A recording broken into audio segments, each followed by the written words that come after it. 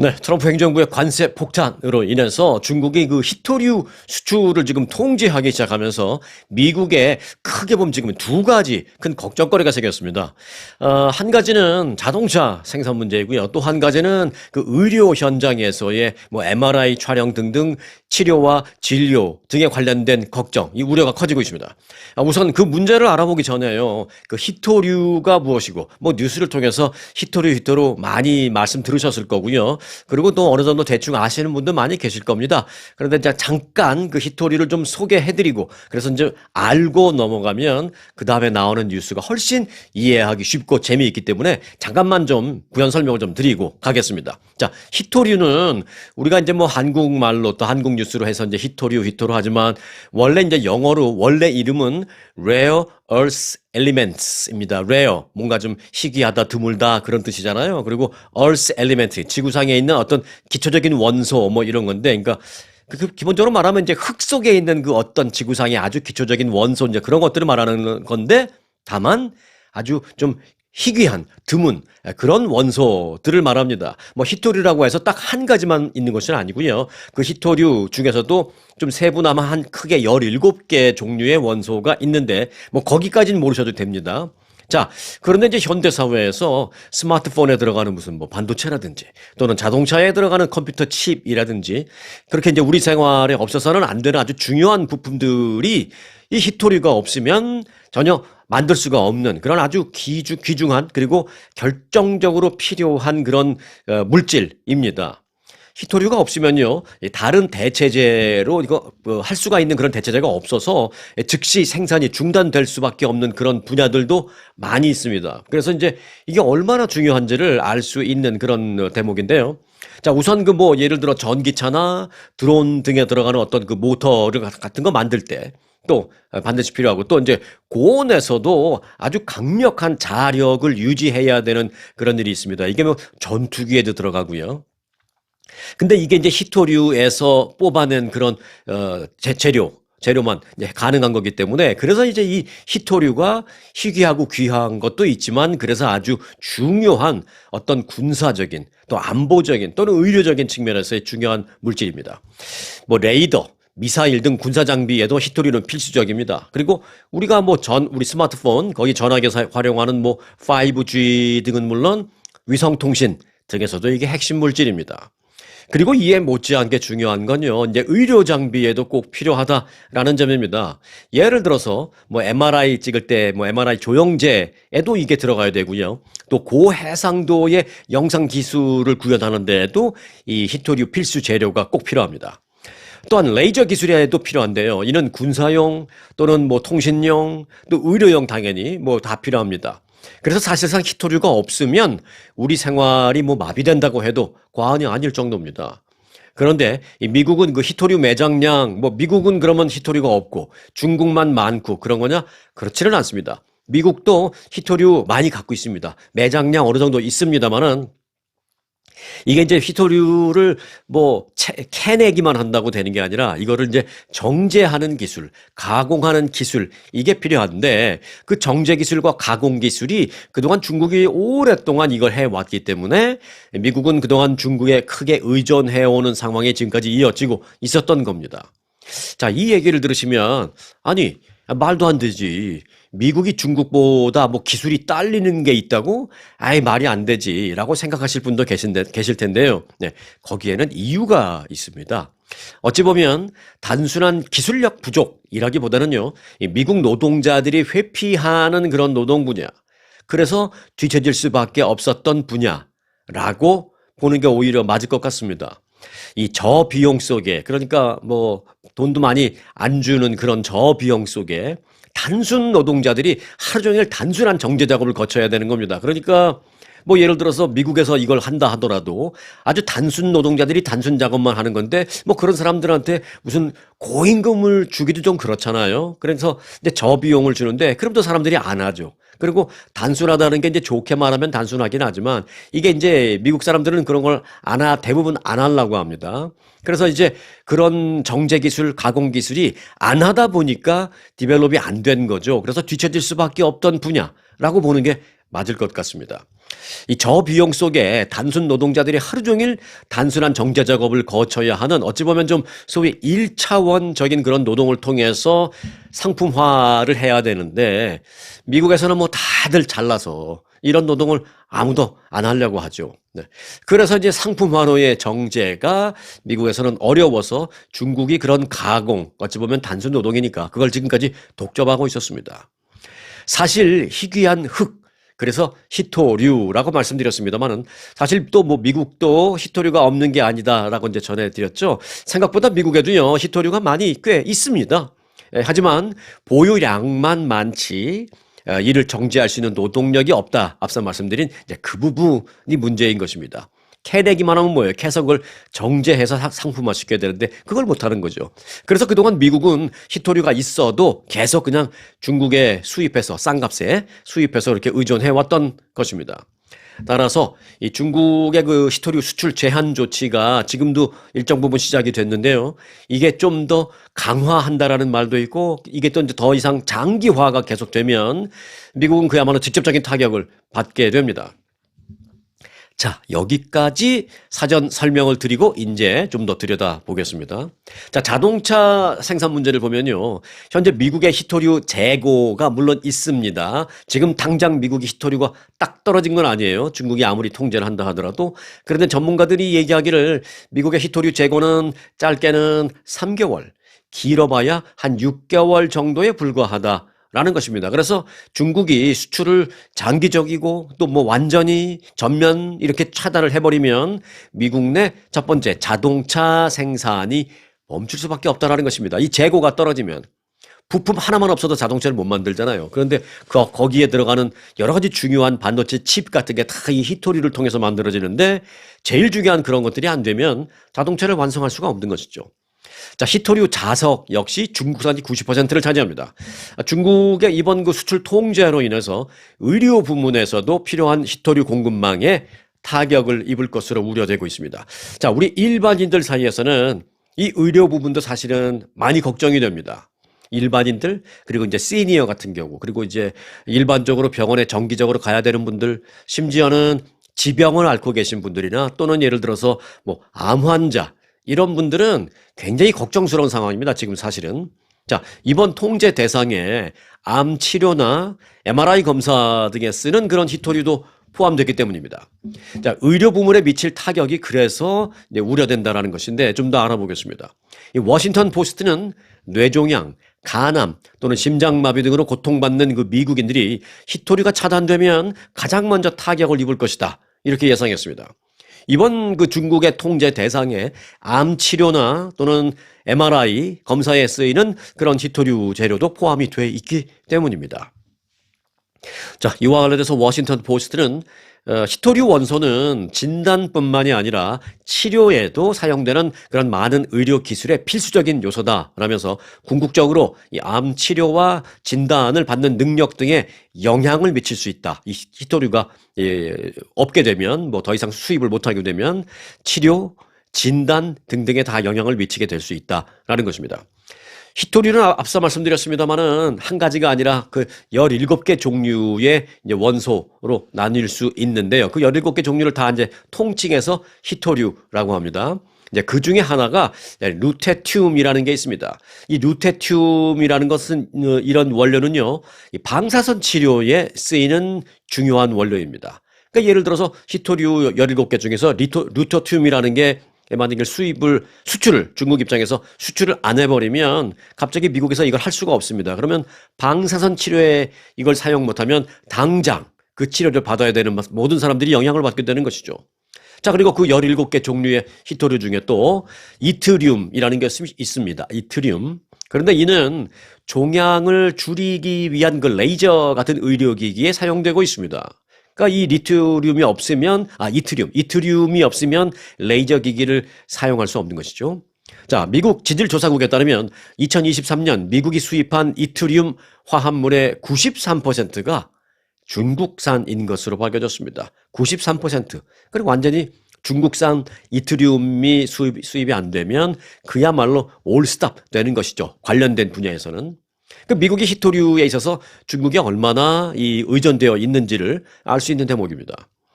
위스콘신 대학 방사선학과의 토마스 그리스트 교수는 MRI 검사용 조영제에 쓰이는 그 히토류 수입이 당장 중단되면 사실상 미국에서는 다른 대안이 없다. 라면서 암 환자는 물론 일반 환자 등도 치료를 하는데 상당한 어려움을 겪을 수 있다라고 말하고 있습니다.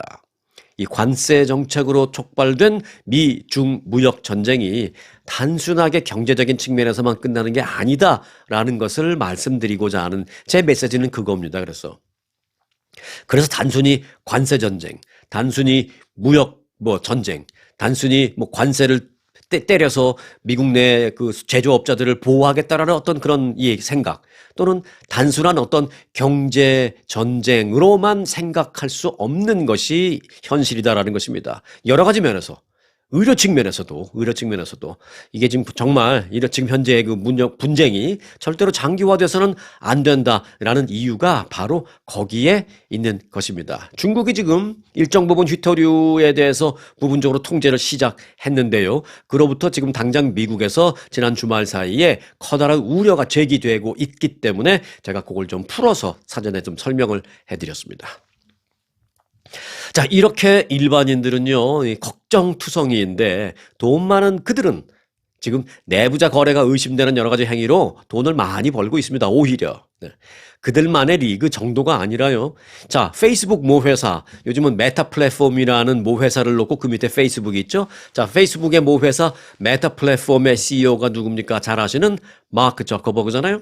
이 마크 저커버그와 또 JP 모건 체이스의 CEO 제이미 다이먼 이라는 사람 등등은 이달 초 트럼프 대통령의 그 관세 발표로 뉴욕 증시가 완전히 충격을 받아서 혼란에 빠지기 직전에 대규모로 자신들이 갖고 있던 그 회사의 주식을 대규모 매도 갖다 파는 거죠. 매도를 한 것으로 밝혀졌습니다.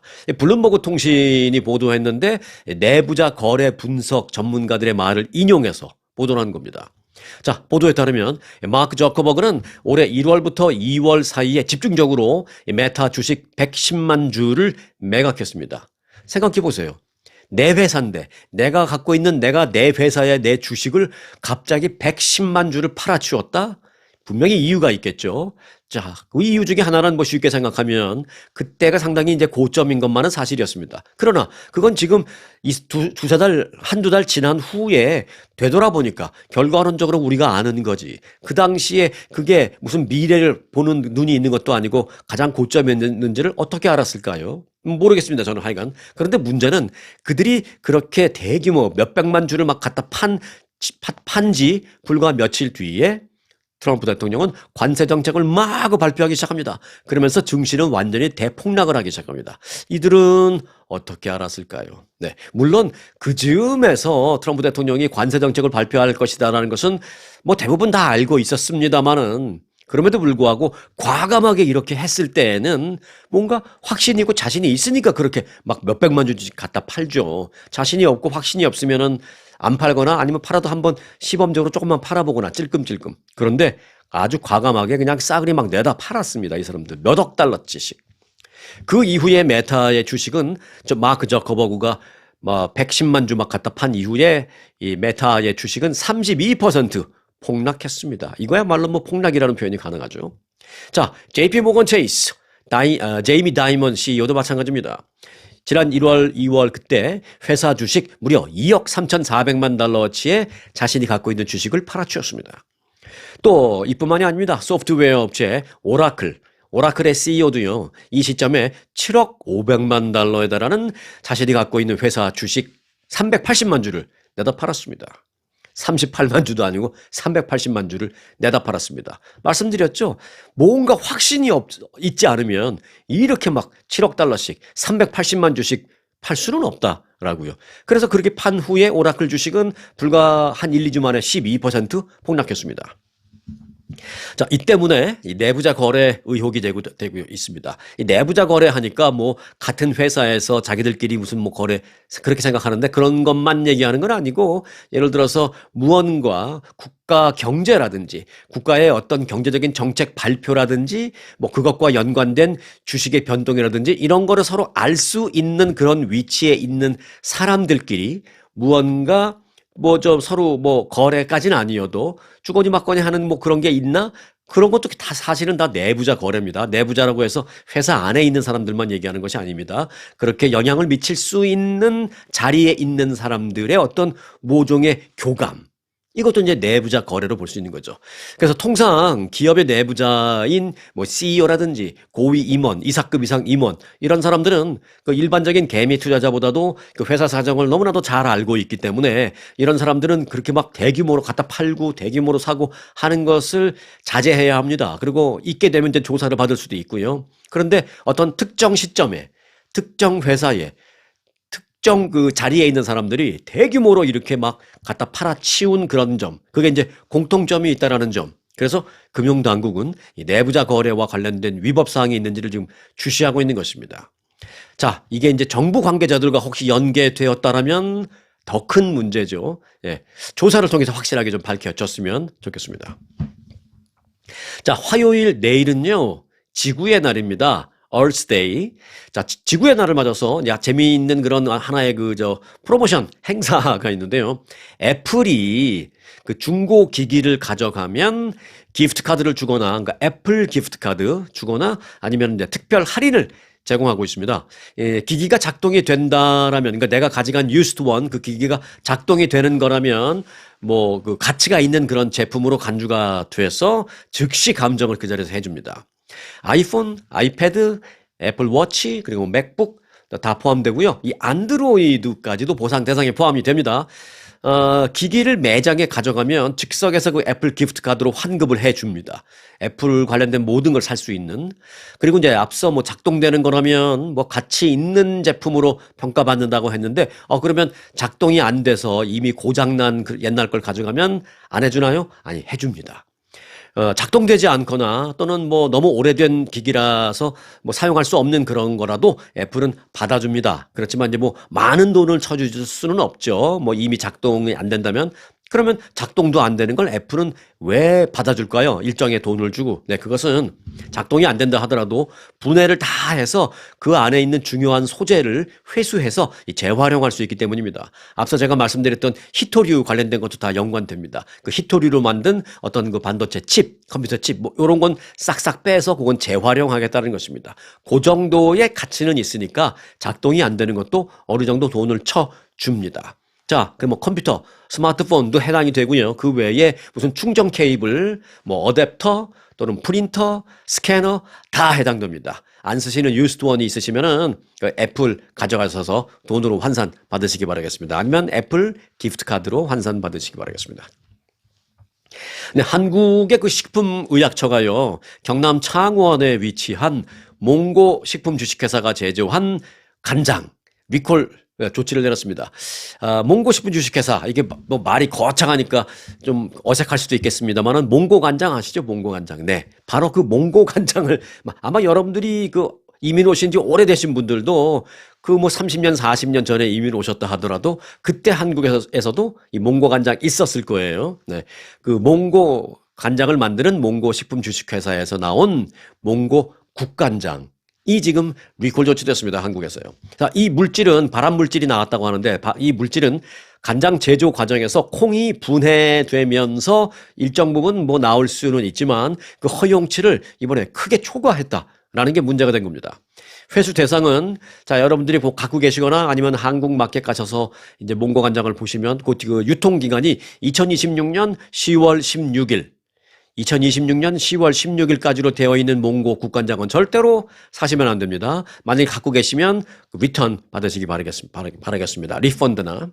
한국식약처는 창원시청에 그 해당 제품을 신속히 리콜하라라고 조치를 내렸고요. 명령을 내렸고요. 그리고 해당 제품을 구매한 소비자는 섭취를 즉각 중단하라. 라는 얘기를 했습니다. 그리고 갖고 있는 것은 구입처에 가서 즉시 반품해 달라라고 당부했습니다. 몽고 뭐 진간장도 있고 뭐 간장 종류가 많은데 이번에는 몽고 국간장입니다. 문제가 된 게.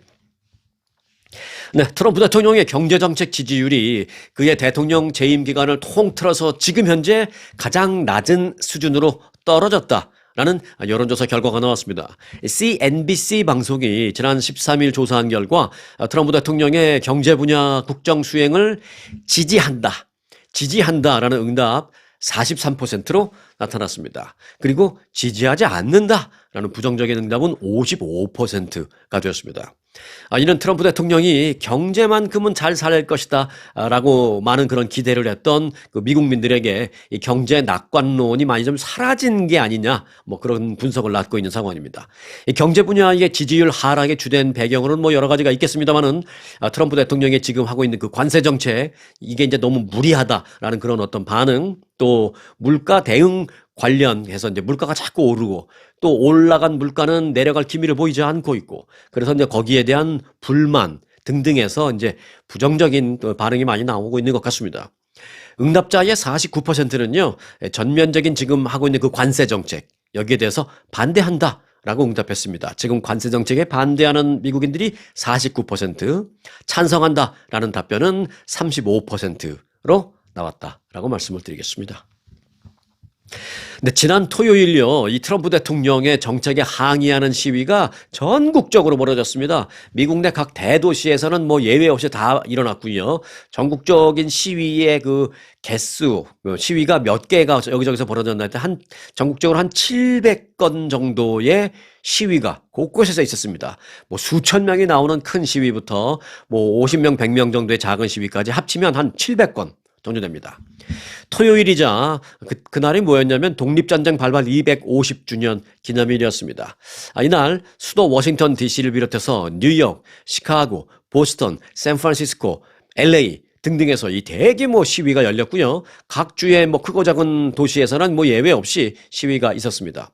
지난 5일에도 시위가 있었죠. 일주일 전, 한 2주 전이었던. 그때 전국적으로 50만 명 이상이 트럼프 대통령을 규탄하는 시위. 그때 시위의 이제 슬로건은 그거였죠. Hands off. 손을 떼라. Hands off라는 이제 그 구호를 외치면서 이제 시위를 벌였는데 2주 만에 또다시 대규모 반 트럼프 시위가 일어난 겁니다. 지난 토요일 워싱턴 DC에서는 그 시위대는 트럼프는 물러가라 뭐 이렇게 외치고 뭐 트럼프 must go 뭐 그렇게 외쳤고 현수 막 성조기 들고 이제 시위를 벌였는데요. 한 가지 제 눈에 띄는 장면이 있었는데 그건 뭐냐면 이 워싱턴 기념탑에서부터 백악관까지 제가 여기도 한번 가봤습니다만 거리로 따진다면 한 1마일 정도 됩니다. 그 1마일 정도 되는 거리를 이제 워싱턴 기념탑에서 그 수많은 인파가 이제 백악관까지 그 걸어서 가두 행진을 벌였거든요. 근데 그 가두 행진을 벌이는 사람들 인파를 가만히 보니까 금방 눈에 안 띌 수도 있는데 가만히 보니까 이 사람들한테 눈에 띄는 공통점이 하나 있었습니다. 뭐냐면 손에 들고 흔드는 성조기가 있었는데 이 성조기가 거꾸로 매달려 있는 성조기였습니다. 네. 일부러 거꾸로 매달려 있는 성조기를 만들어서 다 나눠 가진 거죠. 왜냐면 뭐 지금 나라가 거꾸로 가고 있다. 뭐 그런 것을 거꾸로 된 성조기를 들고 다니면서 이제 좀 그렇게 표현을 한 것이다라는 생각을 하게 됐습니다. 네, 트럼프 대통령이 재집권한 이후에 미국을 방문하는 사람들이 좀 크게 감소하고 있다라는 말씀은 뭐 엊그저께 드린 바 있는데 한국인의 미국 방문도 실제로 줄어든 것으로 나타났습니다. 워싱턴 포스트는 지난달 미국을 방문한 한국인은 전년 대비 15%나 감소했다라고 보도했습니다. 상무부 자료에 따르면 지난달 미국 방문객은 전체적으로 봤을 때 지난달이니까 이제 3월이잖아요. 그러니까 1년 전과 비교해서 그러니까 작년 3월과 비교해 본다면 전체적으로는 12% 감소했습니다. 이것도 사실 큰 감소죠. 자, 그런데 나라별로 보면 콜롬비아 사람들의 방문 감소가 무려 33%, 독일 사람 28% 감소, 스페인에서는 25, 영국에서 14%, 호주인들 7% 감소 등으로 나타났습니다. 한국인 방문객은 1월에는 9% 감소였고요. 2월에는 16% 감소, 그리고 지난달 3월에는 15% 감소로 나왔습니다. 한국 사람들 감소도 만만치 않습니다. 미국과 국경을 접하면서 트럼프 행정부와 가장 먼저 무역 분쟁을 벌인 캐나다와 멕시코 사람들의 미국 방문 역시 급격히 감소했습니다. 지난달 자동차로 미국을 방문한 캐나다 사람들은 뭐 그냥 자동차로 미국 방문하기 좋죠. 네, 저도 시애틀에서 렌탈카 해갖고 자동차로 캐나다 넘어가서 밴쿠버에서 며칠 있다가 다시 또 자동차 타고 시애틀로 넘어온 그런 적이 있는데, 그래서 이제 캐나다 사람들은 자동차로 미국 방문하기 좋죠. 그리고 캐나다 사람들은요, 미국 사람들을 지금 상황이 이렇게 되기 전까지는 사실은 캐나다나 미국이나 같은 나라 사람 같은 그런 그 느낌을 갖고 있었어요. 제가 좀 오래되긴 했습니다만 한 7, 8년 전에 밴쿠버를 차 타고 시애틀에서 차 타고 밴쿠버를 갔었을 때 그때 한창 야구 시즌이었는데 제가 시애틀에 며칠 머물 때는 시애틀 시혹스는 풋볼이지. 시애틀 메리너스 야구. 시애틀 메리너스 야구장에 직접 가서 그 야구 구경도 하고 뭐 그랬고 그 다음 날 이제 밴쿠버로 올라갔는데 밴쿠버에 가서 제가 웃은 적이 있어요. 막 깔깔대고. 밴쿠버에 어떤 생맥주집 같은 데 가서 이제 앉아 있는데 이제 스포츠바 거기에 야구 중계를 해요. 그래서 캐나다 밴쿠버로 야구팀도 없는데 뭐지 하고 봤더니 시애틀 메리너스 야구 중계를 틀어놓고 시애틀을 응원하고 있더라고요. 캐나다 사람들이. 그래서 밴쿠버하고 시애틀하고 가까우니까 응원하는구나. 그렇게 생각했는데 아무리 가까워도 나라는 다른데 그게 쉬운 일이 아니잖아요. 그래서 사실은 이제 그렇게 캐나다 사람들은 미국 사람들을 거의 같은 나라까지는 아니어도 이렇게 동족 의식을 갖고 있는 그런 사람들이었는데 지금은 자동차 타고 미국으로 오는 캐나다 사람들이 급격히 감소했다라는 것입니다. 지난달 그렇게 자동차를 타고 미국으로 들어온 캐나다 사람은 1년 전에 비해서 33%가 줄어들었습니다. 이게 불과 몇 달 사이에 이런 일이 30% 이상이 준다는 것은 사실은 이례적인 것이고 매우 큰 수치다라고 생각할 수 있습니다. 리서치 회사인 투어리즘 이코노믹스라고 있습니다. 투어리즘 이코노믹스가 이제 분석을 했는데요. 미국 방문객이 이렇게 급감하는 이유, 여러 가지가 있지만 일단 좀 달러 강세, 그리고 비자를 받기 위해서는 비자 안 받는 나라도 있지만 비자를 받기 위해서 길게 대기해야 되는 거. 또 그럼에도 불구하고 미국에 와서도 환영받지 못할 것 같은 그런 분위기, 왠지 불안감, 그리고 미국의 치안도 좋지 않고 그러니까 안전에 대한 우려, 이런 것 등으로 인해서 미국에 오기를 꺼려하고 있는 것 같다. 이렇게 분석을 했습니다. 네, 트럼프 행정부에서 한때 그 대통령의 최측근으로 꼽혔던 사람이 있습니다. 이 한때 또 꼽혔던 이렇게 과거형으로 제가 말씀드리니까 잘 떠오르지 않으실지도 모르겠습니다만 어찌 보면 아직도 현재 진행형이 일 수도 있습니다. 바로 일론 머스크. 그런데 이제 일종의 미국의 일부 언론에서는 이걸 과거형으로 표현하는 언론들도 있습니다. 이제 일론 머스크가 더 이상 트럼프의 최측근까지는 아니다라는 그런 판단이 쓴 거죠. 자, 그래서 여하튼 일론 머스크의 영향력이 이전보다 급격히 약해졌다라는 그런 징후가 잇따라 나타나고 있습니다.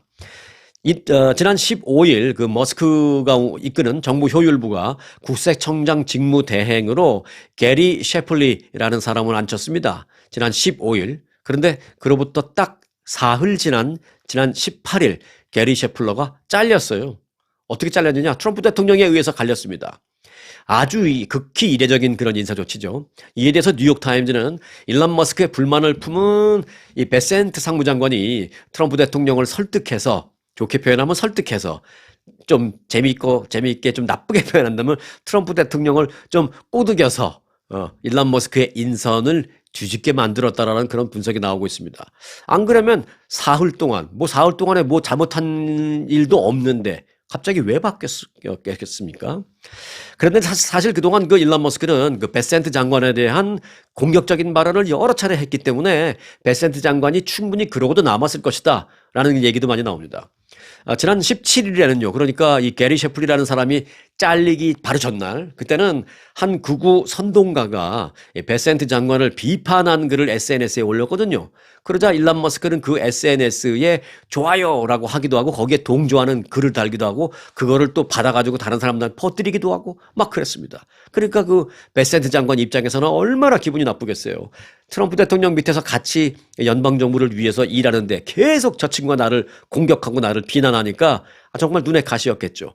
근데 저 친구가 그 재무부, 자기가 관할하는 재무부 산하에 있는 국세청장 직무대리를 저 친구가 바꿨네. 트럼프 대통령한테 바로 달려가는 거죠. 이건 제 생각입니다. 가서, 대통령님, 재무장관을 일론 머스크가 해서 이렇게 됐는데, 국세청장을 일론 머스크가 추천해서 임명이 됐는데, 사실 이거는 맞지 않는 일입니다. 국세청은 제가 관할하는 재무부 장관인데 어떻게 정부 효율부 수장인 일론 머스크가 임명한 사람을 앉힐 수가 있겠습니까? 이거는 말이 안 되고 앞으로 트럼프 대통령님이 다른 어떤 일을 하실 때에도 이런 건 좀 발목을 잡을 수 있는 그런 조치이기 때문에 그걸 빨리 시정하셔야 됩니다. 바로 고치셔야 됩니다.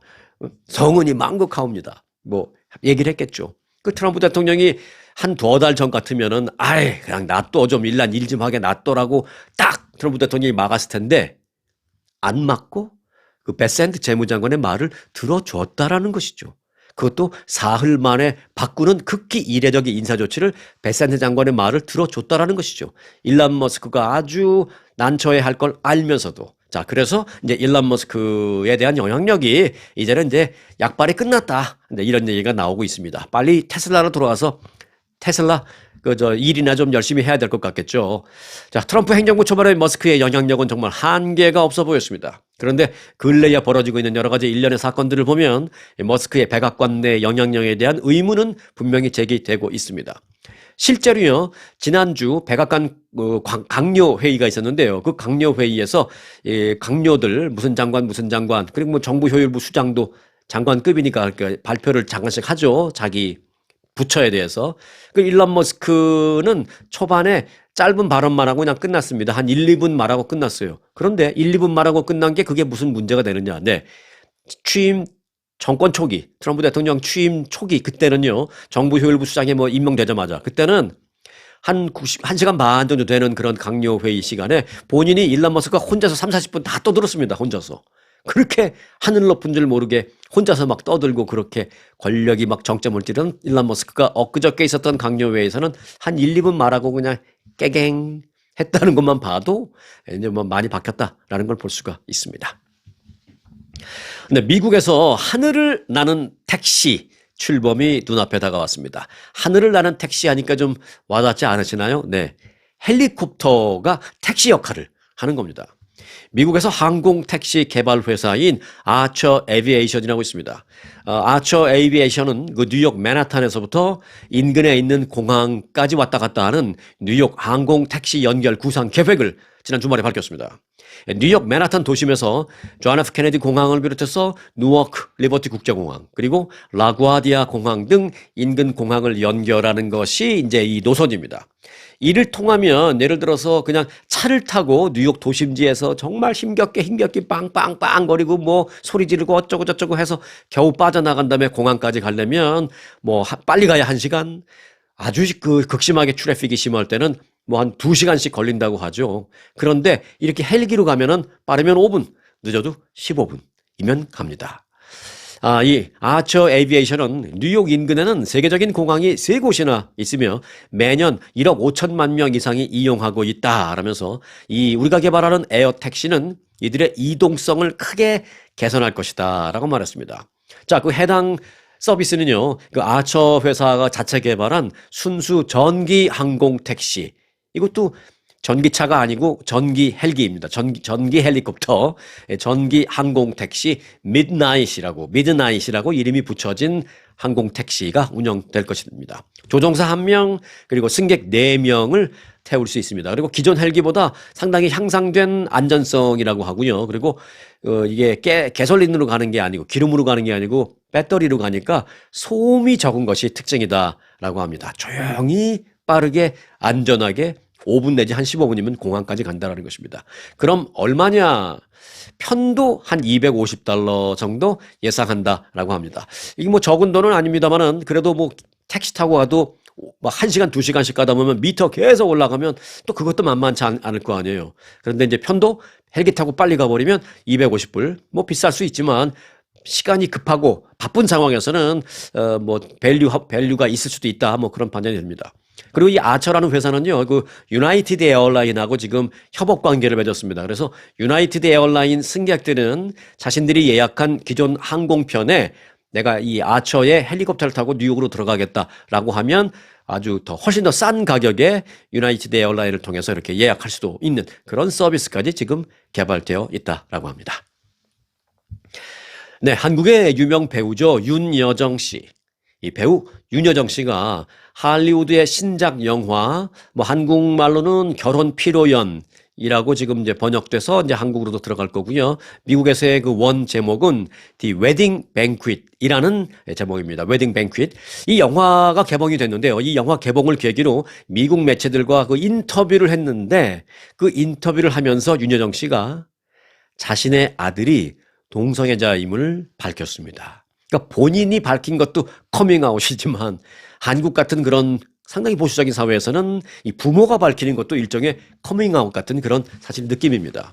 자, 헐리우드 매체 버라이어티와 그리고 피플 매거진에 따르면 윤여정 씨는 최근 그 이들 매체와 각각 진행한 인터뷰에서 이 결혼 피로연 The Wedding Banquet에 출연하게 된 배경을 설명을 하면서 자신의 친아들에 대해서 언급을 했습니다. 윤여정 씨는 피플지와의 인터뷰에서 이렇게 말했습니다. 내 개인적인 삶은 이 영화와 아주 매우 밀접하게 관련이 되어 있다라면서 한국은 매우 보수적인 국가다. 사람들은 절대 이 공개적으로 자기가 동성애자임을 밝히지 않는 분위기가 많고 또 심지어는 자기 부모한테도 이걸 밝히지 않는 그런 경우가 많다라고 말했습니다. 그러면서 윤여정 씨는 하지만 나의 큰아들이 동성애자여서 나는 아들과의 사이에서 겪은 경험을 이 영화에서 공유하고 이 영화에 내가 연기를 하는데 많이 녹여냈다라고 말했습니다.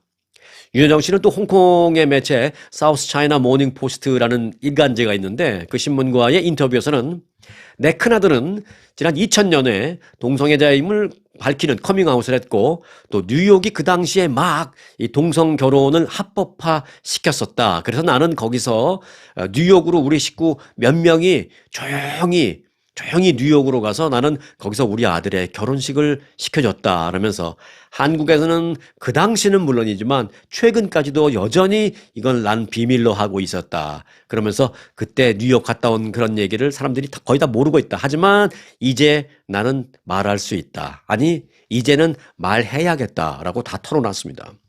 윤여정 씨는 또 농담조로 이런 말도 했어요. 지금은 내 아들의 동성 배우자인 내 사위를 아들보다 더 사랑한다. 이렇게 말하기도 했습니다. 한국말로 사위 하니까 좀 어색하긴 합니다만은 미국 사람들은 그냥 써니러 그냥 해버리니까 그냥 넘어가더라고요. 자, 그러면서 한국에 내가 지금 이런 인터뷰를 했는데 이 인터뷰가 이제 한국 언론에도 보도될 것을 나는 너무나도 잘 알고 있다. 자, 내가 한국에 들어가기 전에 내가 한 이 인터뷰의 모든 내용이 한국 언론에 싹 보도돼서 한국의 많은 사람들이 내가 한 말 또 나의 이런 내용, 나의 이 스토리를 다 알게 될 터인데 그런 상황에서 내가 이제 다음 주에 한국에 들어가게 된다. 내가 한국에 들어갔을 때 과연 한국 국민들 사이에서 어떤 반응이 있을지 나는 잘 모르겠다라면서 아마도 생각컨대 많은 사람들이 나에게 화를 내거나 나에게 손가락질을 하거나 아니면 어떤 사람들은 나한테 책을 집어던질지도 모르겠다라고 말을 했습니다. 그러면서 한국이 마음을 더 열기를 바랍니다. 라면서 실제로 그런데 그렇게 될 수 있을지는 아직은 나는 잘 모르겠습니다. 라면서 인터뷰를 마쳤습니다. 자, 윤여정 씨는 1975년 미국에서요, 그 가수 조영남 씨하고 결혼을 했죠. 그때 결혼을 75년도에 미국에서 했고, 그리고 조영남 씨와의 슬하에 두 명의 아들을 두고 있습니다. 그리고 1987년 이혼한 뒤에 혼자서 이 두 아들을 다 키워왔던 것으로 알려졌습니다. 윤여정 씨는 지난 주말에 개봉한 영화 The Wedding Banquet, 결혼 피로연, 여기서 동성애자인 한국계 남자 주인공의 할머니 역할, 그러니까 자기 손자가 이제 동성애자죠. 그 할머니 역할을 맡았습니다. 이게 이제 그 손자가 주인공인 그런 영화예요. 네. 자, 이 윤여정 씨의 아들이 뭐 어떤 사람인지 뭐 우리가 그런 걸 떠나서 그저 이제 배우라는 한 가지 일을 50년 넘게 정말 열심히 성실하게 해오면서 국제 무대에서도 이렇게 인정받고 있는 윤여정 씨를 참 마음으로나마 응원해 드린다라는 말씀을 하고 싶네요. 개인 윤여정 씨를 응원한다는 게 아닙니다. 개인 윤여정 씨가 어떤 사람인지 저는 뭐 전혀 모릅니다. 또 개인적인 윤여정 씨의 뭐 성격이나 인간성이나 뭐 착한지 아닌지 어떻게 살았는지 모릅니다. 모르는 것 저는 그런 건 모르는데 그저 50년 한우물 인생을 걸어온 이 배우로서의 한 50년 동안 한 가지 일을 열심히 해온 직업인으로서의 윤여정을 응원한다라는 말씀입니다. 70살이 넘어서 뒤늦게 핀 꽃, 같은 뭐 그런 생각도 듭니다. 이제 국제무대에서 인정을 받으니까요. 네. 저는 한 가지 일, 이 일, 한 가지 일을 30년을 했는데 50년 하려면 아직도 멀었네요. 네. 여러분도 어떤 일을 하시던 그 자신이 좋아하는 일 아니면 뭐 자신이 뭐 그렇게 뭐 꼭 좋아하진 않는 일이라 하더라도 그래도 내가 해야 하는 일이라면 그게 뭐 그 일 뭐 나를 위해서든 아니면 뭐 내 가족을 위해서든 여하튼 해야 하는 일이라서 이렇게 쭉 하고 계신 일이라면 뭐 50년은 좀 채우시기 바랍니다. 지금 그 일로 50년을 꼭 채우라는 것이 아니라 무엇이든지 내가 A라는 업종의 일을 했는데 뭐 B라는 뭐 직업을 바꿀 수 있죠. 그러나 여하튼 이 일을 한다라는 것은 좋은 거니까 50년 정도는 채우시기 바라겠습니다. 또 어떤 일이든 50년을 만약에 하셨다면 그리고 은퇴하셨다면 자기 자신에게 정말 자부심을 가져도 된다라고 저는 그렇게 생각합니다. 자, 오늘 영상은 여기까지 하겠습니다. 편안한 하루 되시기 바랍니다.